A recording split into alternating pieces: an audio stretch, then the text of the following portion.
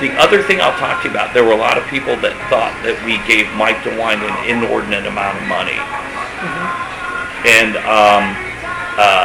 we did not give it. It was not not our money to give. And I'll explain that for you in very simple terms. And I will give you the very legal explanation. Candidates can raise money into the state party in something called the State Candidate Fund. And it is a fund that only money that goes in there is money that is raised by Garrett's the governor, you're the Secretary of State, that money comes in, and that money can be distributed to candidates. It is illegal for me to earmark that money. But that money always finds its way back to the people that helped raise it.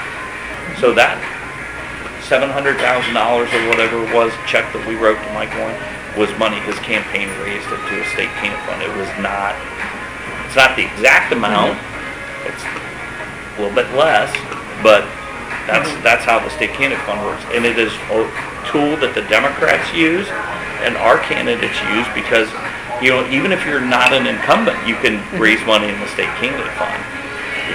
Joe Blystone could have raised money in the state candidate fund. Jim Renacci could have raised money in the state candidate fund. Now, Jim wouldn't have done it because he doesn't like me and trust me, but he could have. But legally, they don't own that money, and we can give it to whoever we want, but traditionally it finds its way home. That's not an easy thing to say publicly, and I would never explain it like that publicly. I let the lawyers handle it because I've been doing this for 36 years and I don't want to go to jail. So you understand, I'm being more frank with you in this conversation because it's not like we gave that money to him. He's the incumbent governor. He can raise money like that. And, you know, he ought to, and he should. And I encourage candidates to use the state candidate fund. We also pay for their payroll sometimes.